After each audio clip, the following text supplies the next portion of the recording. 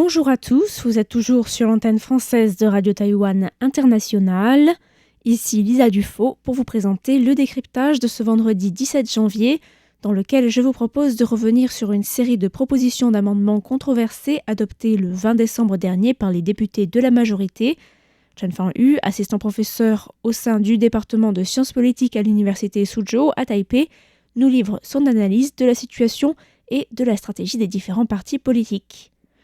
Il faut savoir que les textes en question concernent la loi électorale, la loi sur la procédure de la Cour constitutionnelle et la loi sur la répartition des recettes et des dépenses du gouvernement, des textes qui ont été amendés selon le DPP qui était opposé à ces derniers, sans avoir été pleinement examinés dans le cadre d'un processus d'examen démocratique.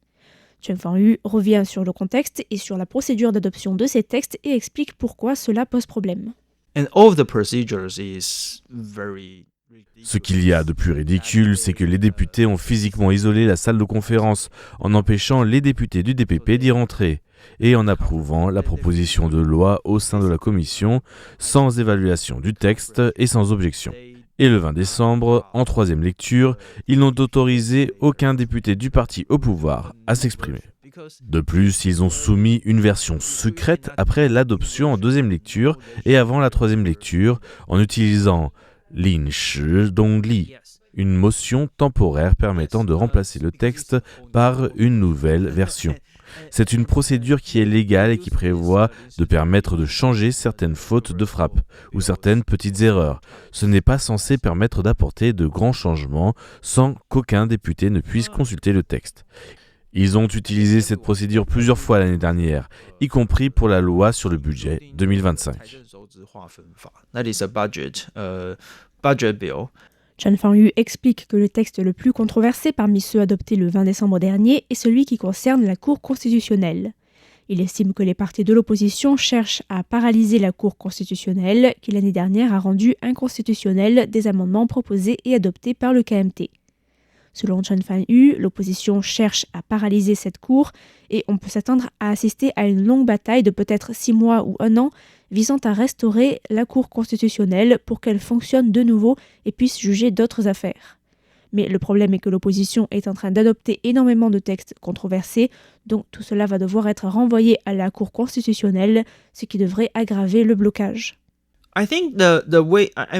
Les députés du DPP ont la possibilité de déposer une demande d'injonction temporaire pour geler la nouvelle loi. Je ne sais pas ce qui va arriver, cela dépendra du juge de la Cour constitutionnelle.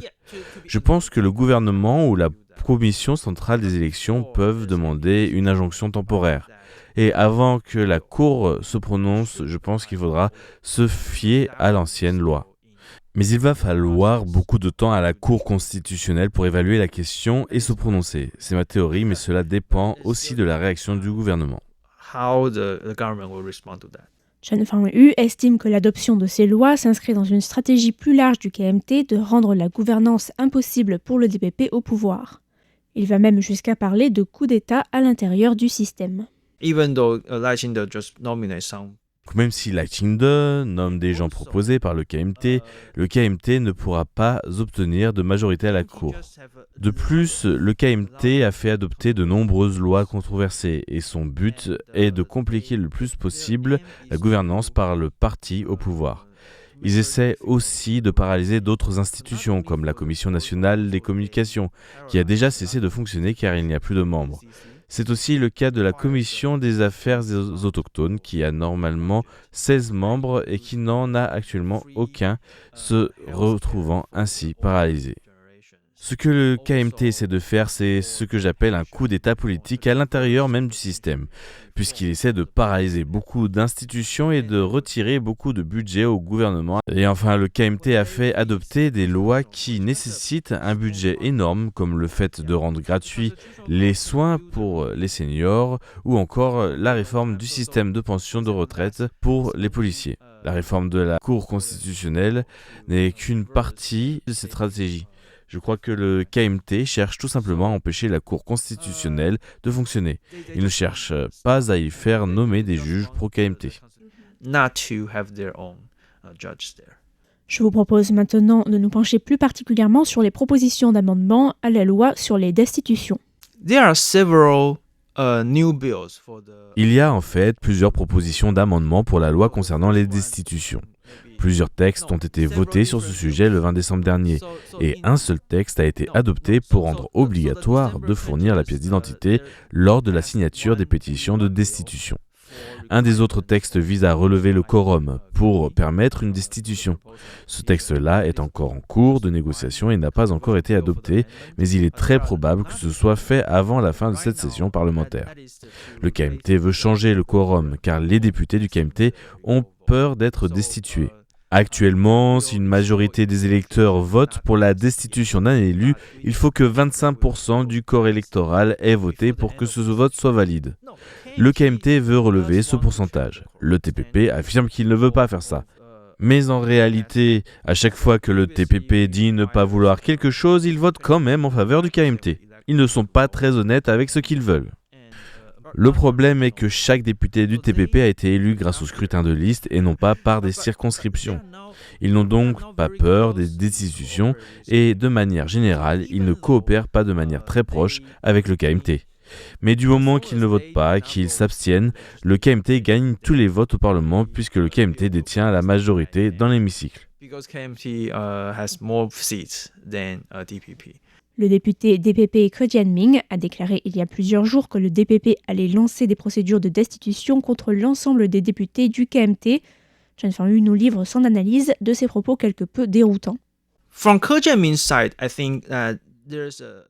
Je crois qu'il y a beaucoup de débats au sein du DPP. Actuellement, la plupart des procédures de destitution contre des élus sont initiées par des associations ou par des organisations citoyennes locales. Ils font de leur mieux actuellement pour s'organiser et se préparer à collecter des signatures. Le DPP doit envoyer des signaux à ces organisations et je crois que ce que Ke Jianming est en train de faire, c'est d'unifier les soutiens du DPP, de rebooster leur confiance. Car le DPP a essuyé beaucoup d'échecs au Parlement au cours de l'année écoulée.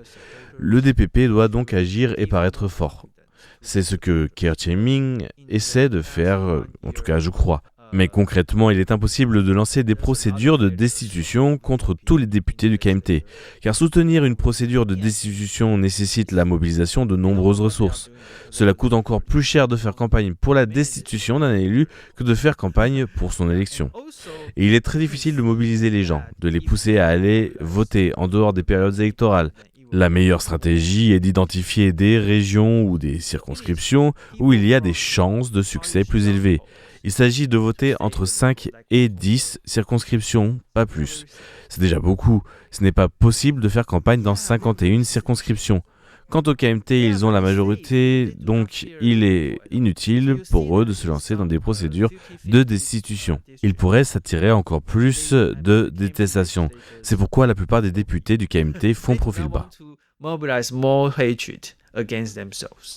Chen Fengyu estime que la base de la société civile taïwanaise est déjà mobilisée dans tout le pays et que nous allons assister à une vague de procédures de destitution. Reste à savoir si ces procédures aboutiront ou non et si le DPP parviendra à inverser le rapport de force et la situation actuelle de cohabitation. C'est donc peut-être un grand chantier qui s'annonce pour les partis politiques taïwanais et leurs élus.